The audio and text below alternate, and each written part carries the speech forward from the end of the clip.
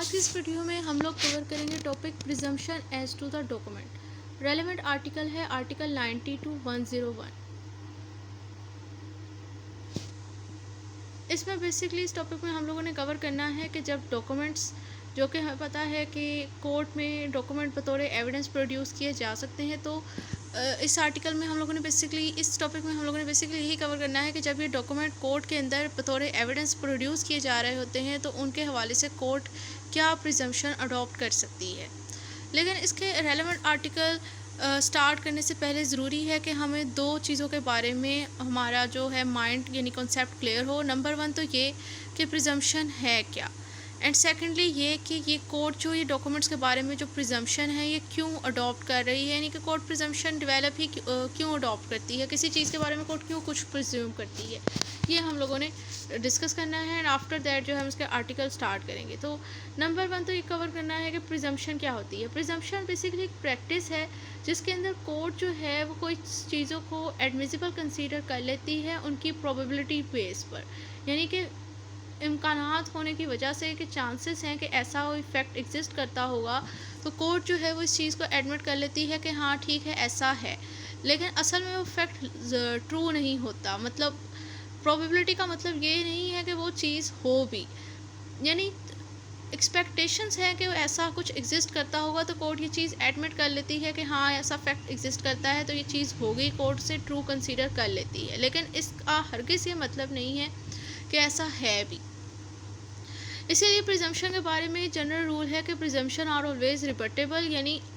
कोई चीज़ कोर्ट ने अगर प्रिज्यूम कर ली है तो दूसरी पार्टी के पास जिसके फेवर में प्रिजम्पशन नहीं जा रही वो इस चीज़ को रिबट करवा सकता है, उसके लिए एविडेंस वगैरह प्रोड्यूस कर कर। तो ये पॉइंट तो क्लियर हो गया कि प्रिजम्पशन क्या होती है। अब सेकंड ये है कि कोर्ट जो है प्रिजम्पशन क्यों अडॉप्ट करती है। प्रिजम्पशन अडॉप्ट करने के पीछे जो मेन लॉजिक है वो है टाइम सेविंग, यानी कि कोर्ट जो है वो बेसिकली अपना टाइम सेव करने के लिए कुछ चीज़ों के मुतारे में प्रिजम्पशन डेवलप कर लेती है। अब लाइक जैसे कि हमारा टॉपिक है कि प्रिजम्पशन टू डॉक्यूमेंट्स के बारे में कोर्ट जो है वो कुछ प्रिजम्पशन डेवलप कर रही है, तो इसी से एग्जांपल से जो है वो हम लोग इस चीज़ के लॉजिक को अंडरस्टैंड करते हैं। मिसाल के तौर पर इसका जो आर्टिकल 90 है कानून शहादत का, वो ये कहता है कि अगर किसी डॉक्यूमेंट के बारे में ये रिपोर्ट किया जा रहा हो, ये कहा जा रहा हो कि ये जो है वो किसी पब्लिक डॉक्यूमेंट की या किसी डॉक्यूमेंट की जो है वो सर्टिफाइड कॉपी है, तो इसके बारे में कोर्ट जो है वो प्रिज्यूम करती है कि हाँ ठीक है कि ये वाकई इसकी सर्टिफाइड कॉपी है।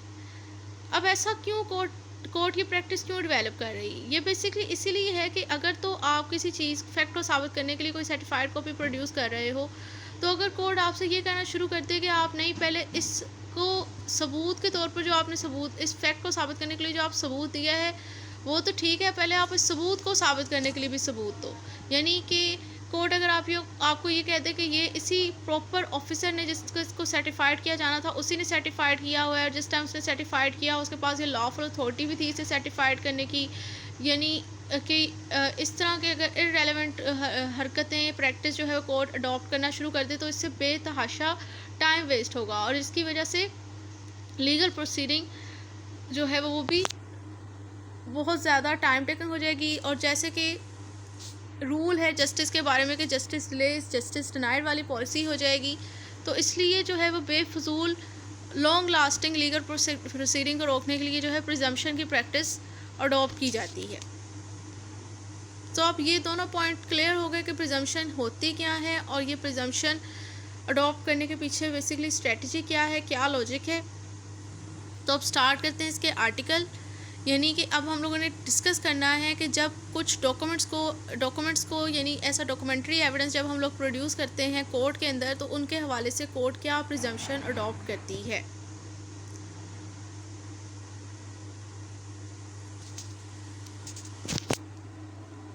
Article 90 presumption as to the genuineness of the certified copies, यानी अगर आप लोग सर्टिफाइड कॉपीज़ को ऐसा डॉक्यूमेंट्री एविडेंस प्रोड्यूस करते हो तो उनके हवाले से कोर्ट क्या प्रिजम्पशन अडॉप्ट करेगी। सो sub article 1 state that the court shall presume every document purporting to be a certificate, certified copy or other document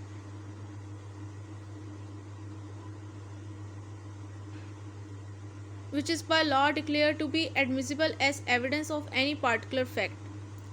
and which purport to be duly certified by any officer of the federal government, provincial government to be genuine.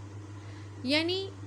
कि इधर ये discuss किया जा रहा है कि अगर किसी डॉक्यूमेंट को के बारे में ये शो किया जाए कि वो सर्टिफिकेट है, सर्टिफाइड कॉपी है या कोई अदर डॉक्यूमेंट है, और वो जिसके बारे में ये चीज़ शो की जा रही है कि वो सर्टिफाइड कॉपी है,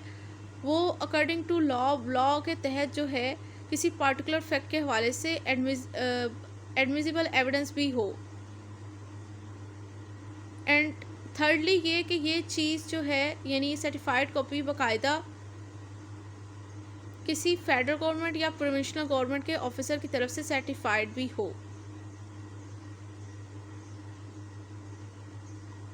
तो कोर्ट इस सर्टिफाइड कॉपी के बारे में ये प्रिज्यूम करेगी कि ये जेन्युइन है।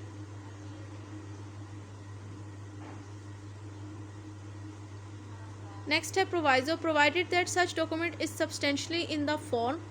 And purported to be executed in a manner directed by law in that behalf. यानी सब आर्टिकल 1 में ये कहा गया था कि कोर्ट इनके बारे में प्रिज्यूम करेगी अगर किसी डॉक्यूमेंट के बारे में ये कहा जाता है कि ये सर्टिफाइड कॉपी है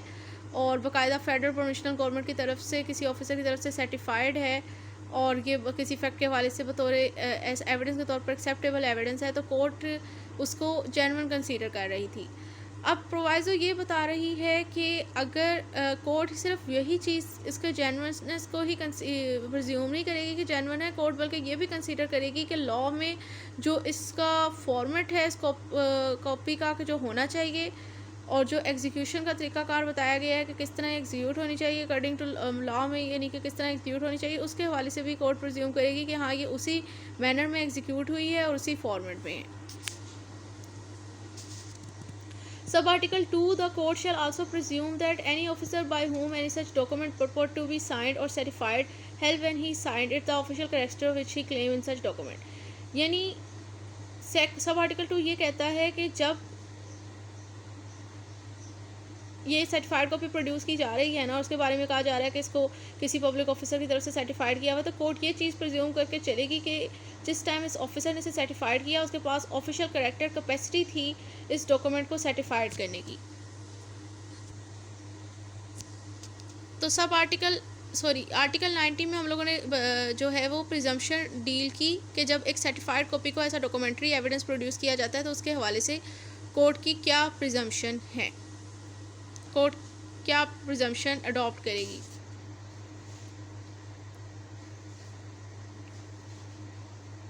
अब यहाँ पर शेल प्रिज्यूम का वर्ड लिखा हुआ था और शेल प्रिज्यूम का मतलब ये हुआ कि कोर्ट इस चीज़ को एक्सेप्टेबल ही कंसीडर करेगी अनलेस आप इसके अगेंस्ट कोई सबूत नहीं दे देते, यानी इस प्रिजम्पशन को रिबटेबल नहीं करवा देते। अब आ जाते हैं next article 91, presumption as to the document produce as a record of evidence. यानी अगर एक डॉक्यूमेंट को प्रोड्यूस किया जाता है और उसके बारे में ये कहा जा रहा है कि किसी एविडेंस का रिकॉर्ड है, यानी एक डॉक्यूमेंट जो कि कोई रिकॉर्ड ऑफ एविडेंस है, अगर उसको ऐसा डॉक्यूमेंट्री एविडेंस प्रोड्यूस करते हैं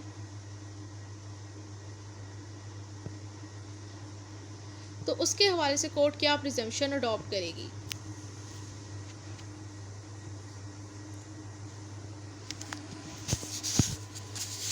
यानी रिकॉर्ड ऑफ एविडेंस को अगर हम डॉक्यूमेंट्री एविडेंस प्रोड्यूस करते हैं तो उसके हवाले से कोर्ट क्या प्रिजम्पशन अडॉप्ट करेगी। सो डिस्कस करते हैं। When ever any document is produce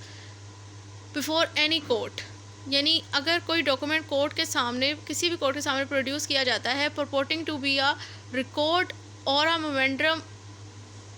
of the evidence or any part of the evidence, और उसके बारे में ये शो किया जा रहा है कि ये किसी पूरे सबूत का या सबूत के किसी हिस्से का रिकॉर्ड है, मोमेंडम है, यानी कि खुलासा है। अब आगे फर्दर जो है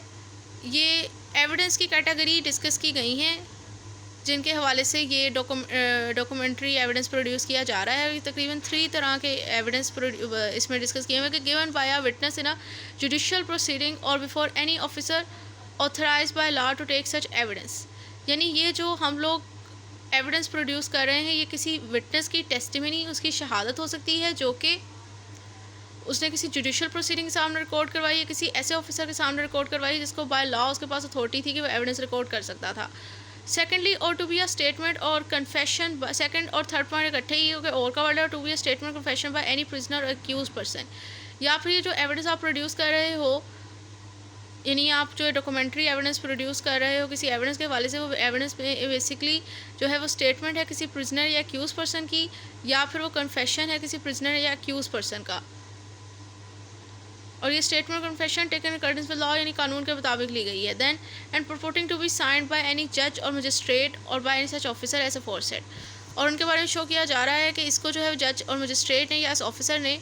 साइन वगैरह किया हुआ है। मतलब जिस जज और मजिस्ट्रेट के सामने उसने शहादत रिकॉर्ड करवाई थी गवाह के, तो उसको कहेंगे उसकी तरफ से ये शो किया जा रहा है कि बाकायदा उसके साइन भी हैं शहादत रिकॉर्ड करने के टाइम जज और मजिस्ट्रेट के। और जिस ऑफिसर के सामने उसने अपनी स्टेटमेंट या कन्फेशन रिकॉर्ड करवाया था, तो उस टाइम हम कहेंगे कि इस ऑफिसर के भी साइन है उसके ऊपर। तो कोर्ट जो है इसके बारे में क्या प्रिज्यूम करेगी, the court shall presume,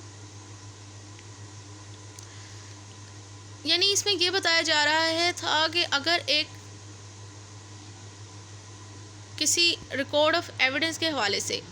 documentary evidence produce किया जाता है और उस डॉक्यूमेंट्री एविडेंस के बारे में ये शो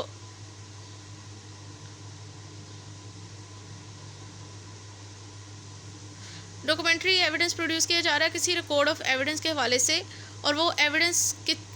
बेसिकली 3 तरह के इन्होंने यहाँ पर डिस्कस किए गए हैं कि किसके हवाले से जो है डॉक्यूमेंट्री एविडेंस आप लोग प्रोड्यूस कर रहे हो।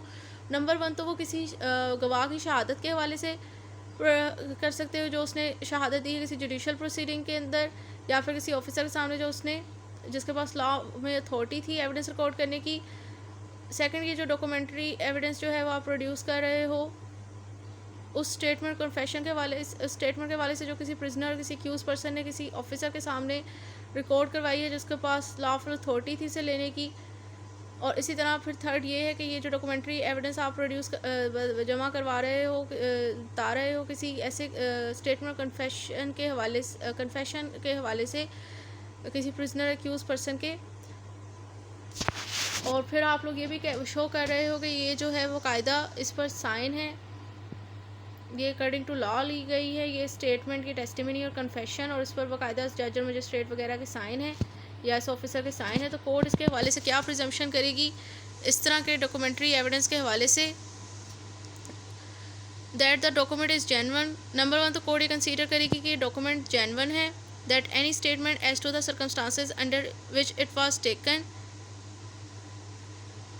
purporting to be made by the person signing it are true, यानी ये जो स्टेटमेंट जो है सेकंड ये कि जो स्टेटमेंट जिन सर्कमस्टांसेस के अंदर ली गई है जिस पर्सन के बारे में ये शो किया जा रहा है कि इसने ये दी है यानी साइन की है, तो कोर्ट की प्रिज्यूम करेगी कि स्टेटमेंट भी ट्रू है। नंबर 1 यानी वो डिस्कस करेगी कि ये डॉक्यूमेंट भी जेन्युइन है। सेकेंडली वो ये प्रिज्यूम करेगी कि स्टेटमेंट जो जिस पर्सन की तरफ ये शो किया जा रहा है कि इसने दी है ये भी ट्रू है। thirdly and that such evidence statement और confession was duly taken, यानी थर्ड प्रिजम्पशन कोर्ट ये डेवलप करेगी कि ये जो एविडेंस स्टेटमेंट और कन्फेशन है ये ड्यूली टेकन यानी अकॉर्डिंग टू लॉ लिए गए, यानी किसी किस्म की ज़ोर ज़बरदस्ती नहीं की गई। अब यहाँ पर भी शेल प्रिज्यूम का वर्ड लिखा हुआ है आर्टिकल 91 में भी, यानी कि कोर्ट इस चीज़ को ये जो है यहाँ जो प्रिजम्पशन डिस्कस की गई है रिकॉर्ड ऑफ एविडेंस के हवाले से, तो उसको भी कोर्ट जो है प्रिज्यूम करके चलेगी कि ऐसा ही है जब तक जो है आप इसके अगेंस्ट कोई सबूत नहीं देकर इसको रिबट नहीं करवा देते। नेक्स्ट है article 92 presumption as to the genuineness of a document kept under any law. यहाँ पर बेसिकली डिस्कस किया जा रहा है कि जब कोई ऐसा डॉक्यूमेंट्री एविडेंस जो कि किसी प्रॉपर कस्टडी से आता है वो उसको आप किसी ऐसे डॉक्यूमेंट को जो कि किसी प्रॉपर कस्टडी से आता है उसको डॉक्यूमेंट्री एविडेंस के तौर पर देते हो, तो उसके हवाले से कोर्ट क्या प्रिजम्पशन अडॉप्ट करती है। The court shell presume the genuineness of every document purporting to be a document directed by any law to be kept by any person if such document is kept in substantially in the form required by law and is produced from proper custody, यानी इसमें बताया गया है कि अगर तो किसी document के हवाले से कोर्ट की ये क्रिटेरिया था कि ये इस फॉर्मेट में होना चाहिए और इस कस्टडी के अंदर, यानी इस पर्सन की कस्टडी के अंदर ये होना चाहिए, और अगर ये डॉक्यूमेंट उसी फॉर्मेट में हो और उसी पर्सन की कस्टडी से जो है वो प्रोड्यूस किया जाए जिसकी कस्टडी में होना चाहिए था, यानी कि कोर्ट जिसकी कस्टडी में कोर्ट ये कंसीडर करती थी कि प्रॉपर कस्टडी है, तो इसके हवाले से भी कोर्ट प्रिज्यूम करेगी कि ये डॉक्यूमेंट जो है वो जेन्युइन है। नेक्स्ट है article 93 presumption as to the map plan or made by the authority of a government, यानी जो कि गवर्नमेंट की अथॉरिटी के अंडर जो मैप और प्लान वगैरह इशू किए जाते हैं, बनाए जाएंगे, उनके हवाले से अगर उनको जो है डॉक्यूमेंट्री एविडेंस के तौर पर प्रोड्यूस किया जाए तो उसके हवाले से कोर्ट क्या प्रिजम्पशन अडॉप्ट करेगी। The court shall presume that map or plan purporting to be made by the authority of the federal government or any provincial government were so made and are accurate, यानी simple सी बात है कि अगर कोई map or plan under the authority of federal government or provincial government बनाया जाएगा, बनता है, और अगर उसे डॉक्यूमेंट्री एविडेंस के तौर पर प्रोड्यूस किया जाएगा तो कोर्ट जो है वो प्रिज्यूम करेगी कि ये वैलिड है, जेन्युइन है, एक्यूरेट है। अब अंडर द अथॉरिटी जो फेडरल गवर्नमेंट प्रोविंशियल गवर्नमेंट जो मैप और प्लान बनते हैं वो बेसिकली पब्लिक पर्पसेस के लिए बनते हैं, तो इसलिए इस हवाले से जो है वो कोर्ट ही कंसीडर करके चलेगी कि ये बिल्कुल एक्यूरेट थे। But map or plan made for the purpose of any cause must be prove to be accurate. अब पब्लिक पर्पस के अलावा किसी दूसरे काउज के लिए अगर ये डिज़ाइन हुए हैं तो अब इस सिचुएशन में अब ये एक्यूरेट हैं या नहीं, तो इसकी कोई गारंटी नहीं है, इस चीज़ को अब साबित किया जाएगा। यानी अगर ये पब्लिक पर्पस के अलावा किसी दूसरे पर्पस के लिए डिज़ाइन हुए हों तो फिर उस टाइम कोर्ट इनकी एक्यूरेसी को प्रिज्यूम नहीं करेगी कि ये एक्यूरेट है या नहीं, इस चीज़ को कोर्ट प्रिज्यूम नहीं करती। Article 94 presumption as to the collection of law and report of decision, यानी अगर कोई कलेक्शन ऑफ लॉ या रिपोर्ट ऑफ डिसीजन को ऐसा डॉक्यूमेंट्री एविडेंस प्रोड्यूस किया जाए। कलेक्शन ऑफ लॉ मतलब ये है कि ये एक्ट्स वगैरह, और रिपोर्ट ऑफ डिसीजन मतलब ये जजमेंट्स वगैरह, अगर इनको डॉक्यूमेंट्री एविडेंस के तौर पर प्रोड्यूस किया जाता है तो इसके हवाले से कोर्ट क्या प्रिजम्पशन अडॉप्ट करती है। The court shall presume the genuine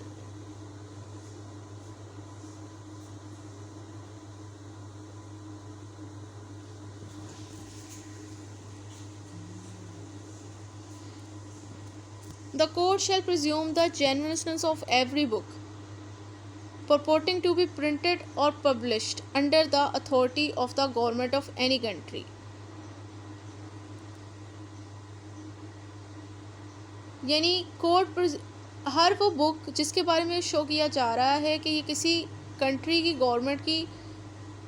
authority के अंदर प्रिंट हुई है या पब्लिश हुई है, तो कोर्ट इस बुक के बारे में प्रिजम्पशन डेवलप करेगी कि ये जेन्युइन है, and to contain any of the law of that country and of every book purporting to contain report of the decision of the court of such country. इसी तरह ये जो बुक है उसके अंदर अगर वो लॉ उस कंट्री के होंगे या फिर जो है report of decision in judgments वगैरह होंगी, उनके हवाले से भी कोर्ट ये कंसीडर प्रिजम्पशन अडॉप्ट करेगी कि ये जेन्युइन है। ना कि सिर्फ उस बुक के हवाले से, अगर जो उसमें जो लॉज होंगे, जो जजमेंट्स वगैरह होंगी, उसके हवाले से भी कोर्ट प्रिजम्पशन ये अडॉप्ट करेगी कि ये जेन्युइन है। मिसाल के तौर पर जिस तरह हमारे मुल्क में हम पढ़ते हैं कि code of Muslim family law, code of banking law, या civil procedure code, criminal procedure code, major act, minor act, वो क्या है, उसके अंदर वो ऐसी बुक है जिसके अंदर लॉ, कलेक्शन ऑफ लॉज होते हैं। इसी तरह जो लॉ जर्नल्स होते हैं जिसके अंदर जजमेंट्स वगैरह होती हैं। तो इसी तरह वो कह रहे हैं कि अगर कोई बुक है जो कि किसी कंट्री की गवर्नमेंट की अथॉरिटी के अंदर, यानी कि सरकारी तौर पर जो है प्रिंट आउट हुई है, पब्लिश हुई है, उसके बारे में शो किया जा रहा है कि वो उस कंट्री की गवर्नमेंट की अथॉरिटी में प्रिंट आउट और पब्लिश हुई है, और उस कंट्री के उस बुक के अंदर जो है वो इस कंट्री के लॉज हैं या जजमेंट्स हैं, तो कोर्ट जो है वो फिर ये प्रिज्यूम करती है इसके हवाले से, इस बुक और इस लॉज और जजमेंट्स के हवाले से, कि ये जो है वो बिल्कुल जेन्युइन है। अब शेल प्रिज्यूम का ही वर्ड लिखा हुआ है यहाँ पर भी, यानी कि कोर्ट इस चीज़ को प्रिज्यूम करके चलेगी कि हाँ ऐसा ही है, जब तक आप इसे अगेंस्ट कोई सबूत नहीं दे देते। नेक्स्ट है article 95 presumption as to the power of attorney, यानी पावर ऑफ अटर्नी के हवाले से कोर्ट क्या प्रिजम्पशन अडॉप्ट करेगी अगर पावर ऑफ अटर्नी को हम डॉक्यूमेंट्री एविडेंस के तौर पर प्रोड्यूस करेंगे तो the court shall presume that every document purporting to be a power of attorney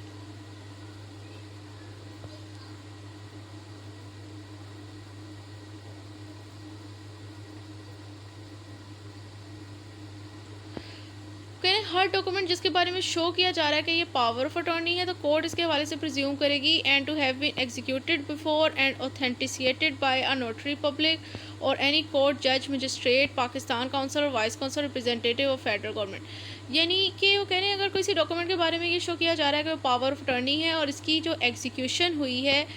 वो किसी नोटरी पब्लिक की सामने हुई है, जज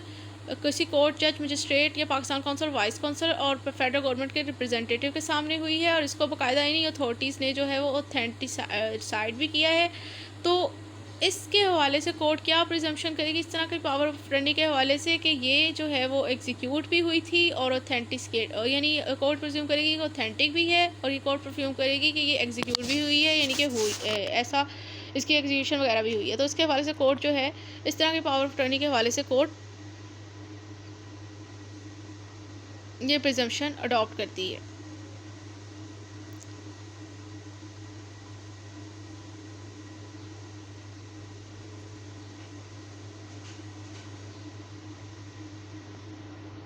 नेक्स्ट अब हम लोग आर्टिकल, अब यहाँ पर भी शेल प्रिज्यूम का वर्ड लिखा हुआ था तो इसको भी ये है कि कोर्ट ऐसे ही कंसीडर करके चलेगी कि ऐसा ही है जब तक इसके ख़िलाफ़ आप लोग कोई एविडेंस नहीं दे देते।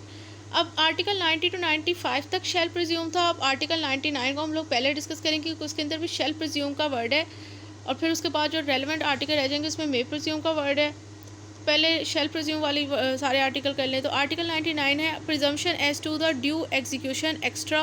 Of the document not produce, यानी कि वो डॉक्यूमेंट अगर जिन्हें प्रोड्यूस ना किया जाए तो उनकी एग्जीक्यूशन के हवाले से कोर्ट क्या प्रिजम्पशन अडॉप्ट करेगी। The court shall presume that every document called for and not produce after notice to produce, यानी अगर कोर्ट जो है वो नोटिस देती है किसी डॉक्यूमेंट को प्रोड्यूस किया जाए and after notice of the production वो डॉक्यूमेंट प्रोड्यूस नहीं किया जाता तो नेक्स्ट कोर्ट इस तरह के डॉक्यूमेंट के हवाले से क्या प्रिजम्पशन अडॉप्ट करेगी। The was attested stamped and executed in a manner required by law, court presume करेगी कि जो लॉ में रिक्वायर्ड मेथड था इसके अटेस्ट होने का, इसके स्टैम्प्ड होने का, एग्जीक्यूशन होने का, कि ये उसी लिहाज से ही ये अटेस्टेड भी है, स्टैम्प्ड भी है, एग्जीक्यूटेड भी है। यानी ना प्रोड्यूस करने की कंसिक्वेंस में